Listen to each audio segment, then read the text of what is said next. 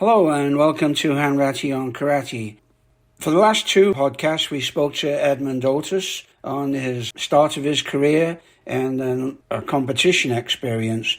So we're sitting down again with Ed this morning. And hi Ed, how are you? Hey John, I'm good. Nice to talk to you again. Good. So I just wanted to get your views on, on karate as a whole. You can compare it to what you new or what you're familiar with and where you think it's going. I mean, I've done a few chats on where I think it's going, which they may not be as complimentary as people want, but that's me. I'm okay. My future's behind me. Screw them. So what do you think it's going? And by the way, if you wanted to review any of the stuff that we've already gone through, it's a good time to do it now. I think to look where it's going, we need to think about what I feel and a lot of people feel the main point of karate is, right? So we spend a lot of time talking about competition, and competition is important, but, as we know, the main point of karate is not competition. The main point is intensity. For example, when you look at competitors now compared to, certainly when you were competing, I was competing, or my students, I have two brilliant students who are now high-level instructors, Kevin Warner, Nathan Scarano, who, I would put up against anybody who's ever walked out onto a mat, either in kata or kumite. So There's a lot of intensity there. And, as you know, also, one of the things that I do because of my other background with the psychology and all, I try to integrate what the principles of karate are and how they can apply across. And when I come down to it, for me, real karate has two main purposes. One is it's a method of changing conflict into cooperation. Now, conflict may be you and some guy in a bar that you just have to deck. Conflict may be negotiating with somebody who you're having a hard time with. And the truth is, most of the conflict we deal with in karate is conflict in ourselves. I was training so hard last week, I have to talk myself into walking into the dojo. I know the dojo you trained in Liverpool. Tremendous reputation. I'm sure, when I trained with Nishiyama and I trained in some of the Riverside dojos, I started getting nervous about, training on Friday, which was our big night, on Wednesday, because I didn't sleep Thursday. And I'm sure there is that. So there's that conflict in yourself. So we see that. I think right now what we're looking at is, as some feel strong, some don't. I think the best thing that's happened recently, and I hope they don't go back, is, the International Olympic Committee said we're not that interested in karate. I think that's a godsend. The fundamental principles of karate are different than sport. Sport is fabulous. You try hard. But the fundamental principle of sport is you do whatever you can, you save as much energy as possible, you look as many options as possible to score a point, which is fabulous. Okay. However, the fundamental principle of karate is how much intensity can you put into something and then come out of it and be intense again. It's a combination of incredible focus plus being as open to the environment as possible. And in a sense, there's a relationship with sport Buddhism. So I'm seeing a lot of associations now. The karate I look at, the athletes are fabulous, but I see them as athletes as opposed to karateka. Right. And again, when you look at general karate, you have one thing. Then when you look at Shotokan, for God's sake, Shotokan is challenging in so many ways. You've been in seminars, and my own personal favorite quote that I use is there is nothing in the world as good and effective as good Shotokan, and there is nothing as bad Shotokan. I agree. Yeah. It's either effective or it isn't. And Shotokan only looks at three things. It looks at the quality of your technique. How much intensity, how dynamic, how much strength, how much focus, how much kime can you put into an individual technique? That takes thousands and thousands and thousands of repetition without ever considering whether or not it's going to be effective in sport. And then the other two things are your sense of timing and your sense of distance. That's all there is. There's technique, timing, and distance. Now, with timing and distance, there's a lot of things overlap. Your timing is affected by your awareness, but it's also affected by your emotions. So you have to control your emotions. It's affected by your understanding of your opponent and yourself. So there's subtleties there, but fundamentally, it's either your technique works or it doesn't, and you have the timing and you have the distance. And so, when we look at it, when I came up, and I don't know how accurate this is, but I heard this from several historians, Shotokan karate, more than most, is based on, at least philosophically, Musashi, which is basically, it's not defensive, you're holding two swords, and all you're trying to do is cut as quickly as you can. How quickly can you apply your technique? I had an instructor, I think Frank Smith used to say, karate is real simple. He'd scream at you. You remember Frank, and he'd knock you around. He was like probably the best American karateka that ever came out as far as application. And he said the principle is simple. You get close enough to your opponent to hit them, then you hit them. If they're close enough to hit you, you hit them. If you're not close enough, you get close enough and you hit them. That was it for him. Yeah. So his matches would last, 20 seconds, 15 seconds, because we're done. There's a lot of change. So what I'm looking at, and I've been overseas, I've been in Australasia, and now I'm back, is we seem to be dividing into two types of karate, which are fabulous. One is sport karate, which is great. The way they look at kata or team kata, what we call team kata now, is very, very interesting, but we used to call that doing demonstrations. A demonstration is different fundamentally than perfecting a kata. And then there's kumite, and so you have kind of sport kumite, and then you have ippon kumite hard. So it's basically, I hate to say this, but I don't, it's Shotokan and not Shotokan. Now, good players, we have good Shotokan people who are brilliant, can also do sport. Most sport players I've seen have a hard time doing the other way around. But both have value. But it's very different than what the intention is and the way you teach it and I teach it and, people that we know all over the world teach it. Yeah. A couple of broadcasts ago, I started off discussing what is a master, and I went into different kinds of karate, much the same as you. You got the Okinawan type karate, you say. We do jutsu, which is just effective and applied for fighting only and killing people, which is all very well. But of course, you can't train to kill people. You just can't, right? Otherwise, there'd be too many dead people. So that's one type of karate, Okinawan. Then you have the do, karate do, which is the way, right? Which is kind of supposed to improve your character. Not saying it always does, but it's supposed to. And then that's kind of split off into the sport karate. And I wish they wouldn't call it karate. I wish they'd call it something else, like martial sports or something.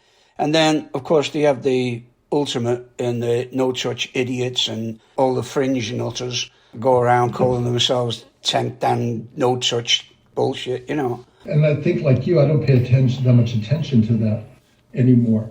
The do karate means you're at peace with yourself. The fundamental principle of karate is, can you do this in a truly stressful situation? Mm-hmm. Can you perform at your best when, it's a life and death situation? Fortunately, most of us are in life and death situations on a daily basis or ever if we're lucky. I have some students who have been. I talked to my student Nathan. He's a high-end law enforcement officer, and one time he came to me and he goes, I'm sorry I'm not be able to train as much. I go, Nathan, you do more karate in a week than most of us do in a year, because he was going through doors, right? There's karate there. How well do you perform with control, with intensity, with focus, with an outcome? Yeah. So I think that's really important, and that's fundamentally what we're training for. Yeah. Like I said, when I started, I never saw any other kids do karate. Yeah. I think that's changed it a bit. It's true. Like, I work cabs in Liverpool, which was a life and death situation a lot. And funny enough, I spoke to Nathan a couple of times on if he got any benefit from karate training and applied to his law enforcement training, because personally I did. Now, it didn't affect my attitude to how I approached a confrontation, but it gave me a lot more options on how to finish a confrontation. Yes. And Nathan said it did the same for him. Absolutely did. Even though he worked with firearms and stuff, it still gave him a lot more options on how to close distances and stuff. Well, it's both options, and also, it helps you, hopefully the training helps you be more decisive. Yeah. Right? In a dangerous situation or extreme situation, and this doesn't necessarily have to be in the street. This could be negotiation. This could be, talking with somebody. This would be, job interview. Seriously. It allows you to read the situation and be more decisive. I think that's crucially important. Then you see just the outcome of what you're trying for. The sport thing is fine, but it's not Shotokan. We talked about what it means to be a master. I keep thinking that, at some point when they put the Dan system together, in a weird way, I always make a parallel with academics, because, I was at the University of California for years, and then I was at a university in New Zealand for 15.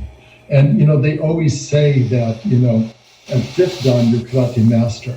And I don't know if this makes sense to a lot of people, but I equate fifth dan with, if you're an academic, with a PhD. Right. So in a good setting, you get your shodan. I think of that as a good high school or prep school education, right? The phrase is, you can take care of yourself. You have enough skills, you appreciate what you do, you can work hard. If you have a good high school education, you can pay your bills, you can read the news, you can hold a job, you can do things. I think of sandan as a bachelor's. You specialize, you focus, you have depth.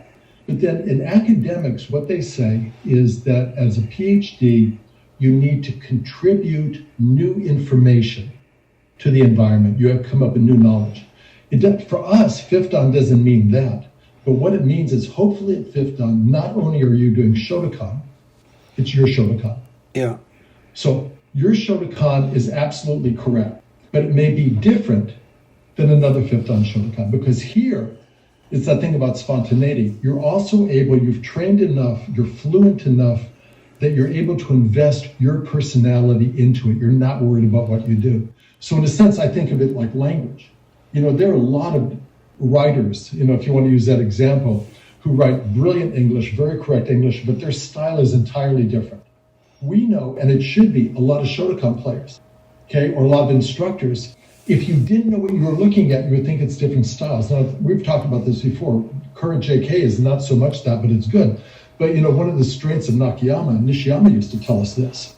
I heard it secondhand because he would barely, he was nice to me, but he didn't look at me. Go get some, go clean this up. But you have so many different styles. There's no karate in the world as different as the size karate was different from Uenoe's karate, different from Kanazawa's karate, different from Shirai's karate. You look at my instructors, Yaguchi Sensei and Nishiyama. If you didn't know, you would think they were doing something different. Yes. It's like language. You want to get to a point where you're fluent in the technique. You don't have to think about what you need to do. You're able to do it spontaneously and be comfortable. Which is why everybody expresses themselves differently, even on the same subject. Absolutely. Yeah. Yes. And I heard a really nice quote. I can't remember where I picked it up, but somebody said, why are there so many different styles and organizations? And he said, there aren't. We are all, each of us, an individual style and organization, Yes. which I thought was kind of deep, but it's true. We all do what we do. We do it our own way. But the trouble, but also you see some politics, which it's hard to divest itself from. We talked earlier that when I was coming up, the major organizations in North America and Japan were going through a lot of turmoil. Mm-hmm. Right, so there's JK, and then Nishiyama developed ISKF as part of that, and then he broke away.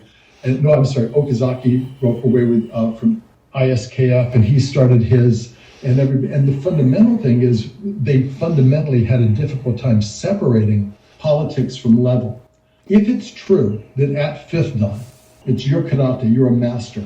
It's kind of like a PhD. The problem, for example, with Nishiyama and Okazaki and AJK when we broke off, is it's impossible to say, you've trained for 25 years, you've gone to instructor training, you've written all the papers, you've done all this, you're an instructor, but we need to come in and promote your person to brown belt because you're not qualified. Mm-hmm. That's just political and financial. Yeah. Right? If we are certifying somebody as fifth dans that they met the criteria, it shouldn't matter what organization they're from. I don't need, in the same way that a PhD in botany, who's a new PhD, does not need his advisor to come in and check if the test he's giving is good. So we have that political turmoil that we're still struggling with. But one of the things I think we're seeing more of is we're seeing more and more associations create themselves. So I've thought about this a lot, but then one other thing you look at, when did you start? I started in 67. I started in 70. Okay. So I was 25 when I started. And, and the UK was rich with karate. But at the time, early on, there really weren't that many senior people. No. In the United States, literally, there was Nishiyama, then there was Okazaki, then Yaguchi. But most black belts were very, very junior in the way we think about it. Yeah. So you needed them to look at everything and supervise everything. Now it's an entirely different worldview. There are legitimately hundreds of really, really excellent senior karate people. Yeah. True karate masters, however you want to talk it. We need collaboration and relationship and communication. We don't need one person looking over. I think like his family. I moved out of the house when I was 20. I got married when I was 30. It would be silly to think that I need my dad to come over and tell me whether or not I could buy a new car. Yeah. But yet we do our karate that way. Yeah, that's true. Yeah. Right. In academics, if you're a PhD, there's some senior, some junior, you have respect. Yeah. But what we want to do is if you work that hard to get senior, and then we can worry about improving our level. Yeah. It's going to be really hard to see the JKA organization, for example, which is on a comeback, in my belief, letting go of grading privileges. They just don't want to do it. And the only reason I can think of is not that they're trying to keep the quality level up, because the quality level is good, although in my mind they tend to diminish it slightly every time they make a change that is particular just to them, right? It's nothing to do with quality, nothing to do with standard. It's purely to do for monetary and political gains. Absolutely. But what we are seeing now more of is people are breaking up and starting their own families. Yeah. In my head, I think of karate styles as karate families. Yeah. Right? So now more people. Then also what we're seeing is, 10 years ago, and some people are still like this, you would be ostracized. You could never go. It was amazing to me. I forget who it was.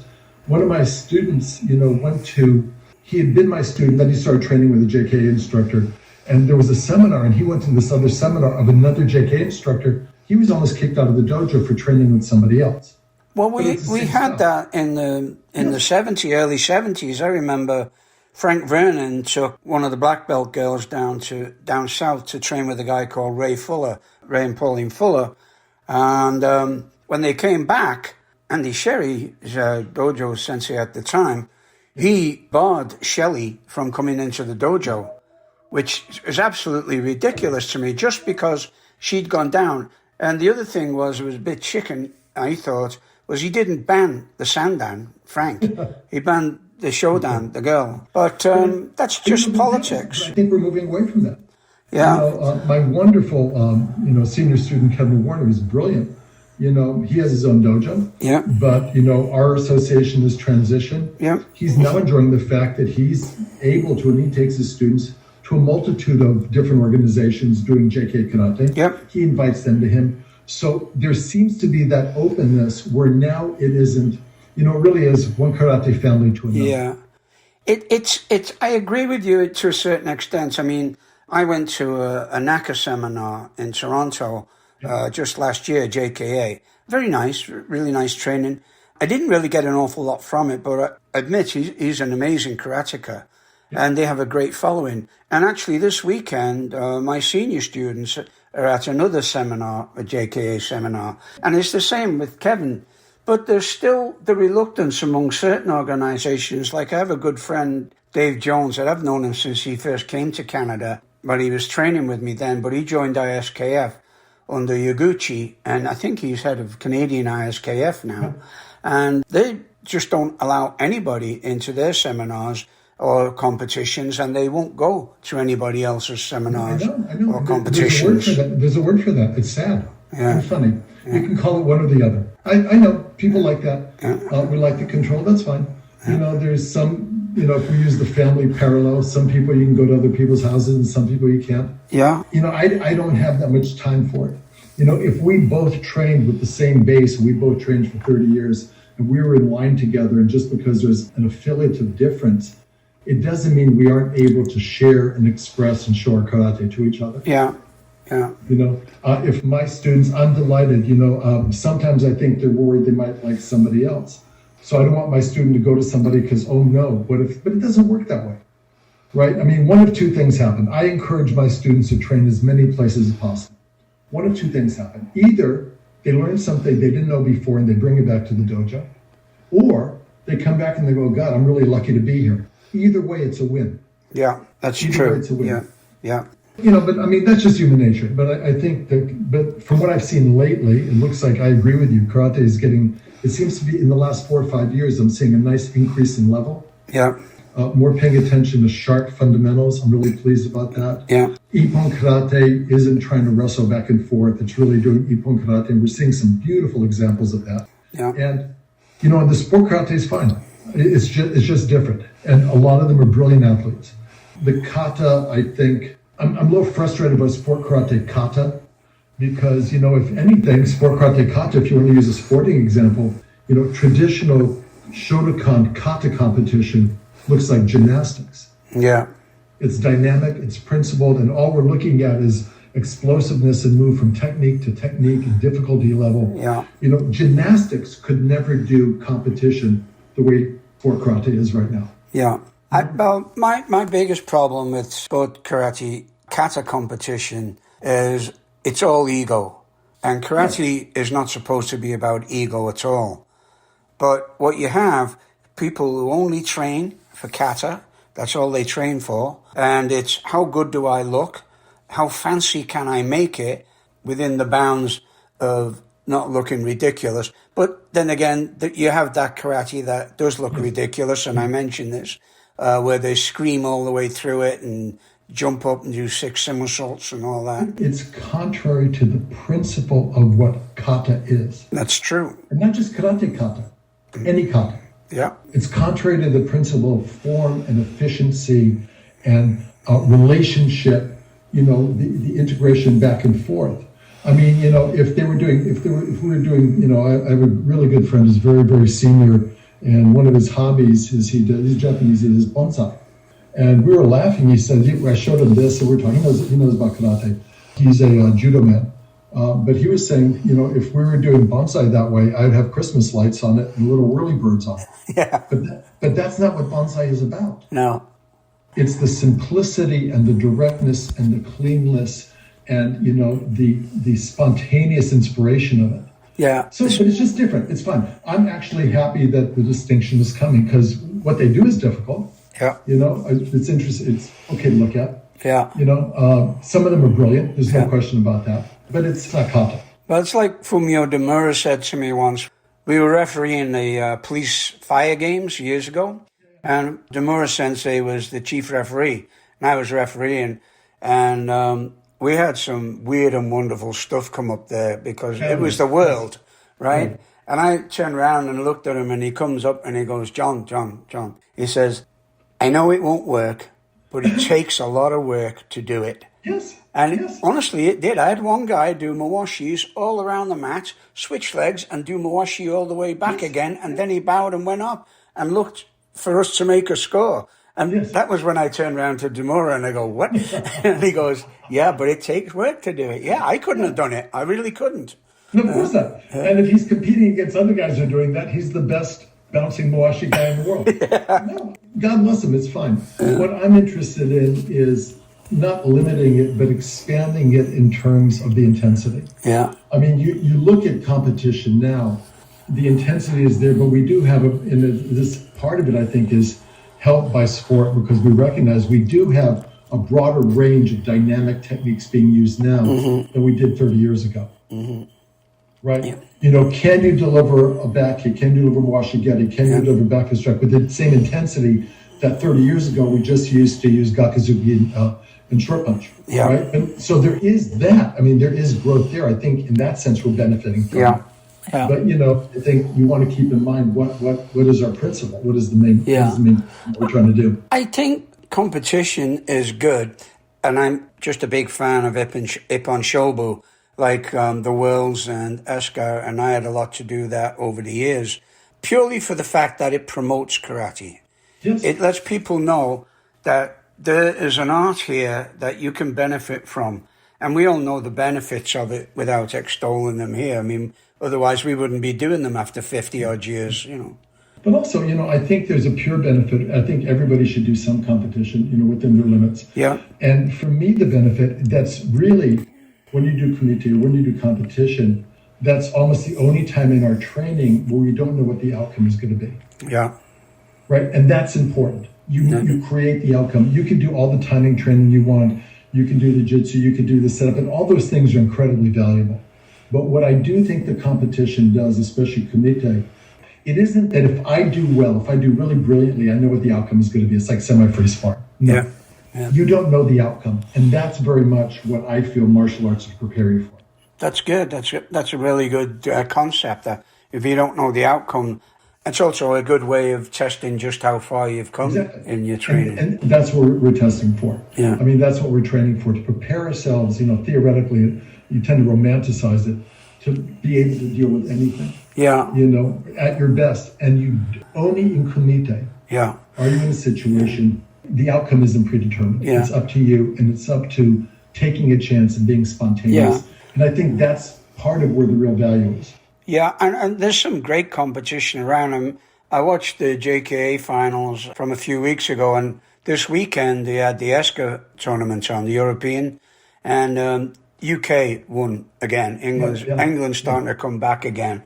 And it was great competition. By the same token, my senior instructor up in the north of Alberta, you know him, Robert Hargreaves, took a bunch of kids to a local competition, well, a provincial competition. And he had the little guys, I think it was 8 or 9 and under. What they did was they had 2 of those standing rubber dummies, like the ones you're supposed to put sand or water in, and it filled with air. But they didn't put any sand or water in them. And then they put a red belt on one kid and a blue belt on the other kid. I don't know why they changed it from white to blue. That's still got me worrying. But anyway, these kids go up and they pound the hell out of the rubber dummy. His kid got a warning for hitting the dummy too hard. That's fabulous. I know. It just makes you shake your head sometimes and think, where are we going? Where are we going? Just a different thing. I choose not to see it. It's going bad. I just choose to see it. It's just a different thing. I mean, you look at the competition, you look what's going on, you look at some of the stuff that's online, you shake your head, but it's totally different than what you're trying to do and what we're trying to do. So, I'm interested. And again, part of it is, as much as we talk about that, is for the students, we want it to be interesting. We want it to be enjoyable. Yeah. There should be a moment in every class where you lose yourself into the moment. I get that, yeah. Beginner or not, there should be a moment where it takes you away and you lose yourself. You're so in the moment. Yeah. But that's what you're trying to do in principle. Yeah. Right? You're trying to be in the moment in a stressful situation. So, what we do with emotions is so important. Yeah. But it's all about intensity. It's True. about being crank it as hard as you can and then coming back to neutral so you can deal with it again. Yeah. Yeah, it's true. I mean, last weekend, actually, I usually do 2 classes, an hour beginner's class and then an hour and a half advanced class. But I got so carried away with the beginner's class that I ran over. So I said, okay, if you guys want to continue in the advanced class, you can. They all stayed because we were just into it. And you could see light bulbs flashing above people's heads all around the dojo. I was doing some applications and throws and stuff. It really worked with them, and it's really satisfying for me at my age when I come back and I'm thinking I'm still getting through to people and can still show you what karate is and why I do it. No, absolutely. I remember first time I got invited to instructor training with Nishiyama's dojo in Los Angeles. And I was so excited we were going to do all this fancy stuff. We stood in line and we punched in side stance for 2 hours. That was our introductory class. And Friday when we went back, we did the same thing. I'm like 17, they invited me in again. I was a guest because I was the only kid they ever saw. And what's up? They go, you'll be fine. Just do that. I mean, it's about that. But fundamentally, when you look at anything, the reason we call it basics, it's as we keep saying this, but the basics are the most important thing because that's what happens spontaneously. Yeah. You take any instructor, any senior competitor, any brilliant JK instructor, and if he's out, in a parking lot and somebody jumps on him and he does all the fancy stuff he knows, it's not a self-defense situation. He's just kicking some asshole's butt. But if he's really in a life and death situation, or if it's you or if it's me, we're going to do the first technique we learned with 50 years worth of experience. Yeah. That's what the karate is about. Exactly. Like, I'm in a life and death situation. And it's true with anything. I mean, there's a reason, people who carry weapons for a living, stand on a range, both hands hold the fundamentals and shoot at the same target. You just need to do that if people are shooting back at you. Yep. So it's always the fundamentals, and it's good to do all the fancy stuff. But one of the things all the fancy stuff shows you is it's not a dangerous situation. Yeah. If I can make the sweeps work and the reverse round kicks work and the back fist strikes and the takedowns work, I'm just having a good time. And my level is such that now it's not so challenging. I'm safe. Yeah. I've defended myself already through my training. Good. Okay, well, I'm going to leave it there, Ed. We'd have a great chat, and I could probably chat with you all day. We'll talk again privately like we always do. So thank you very much for this series of podcasts, and we'll crack on. Thank you, John.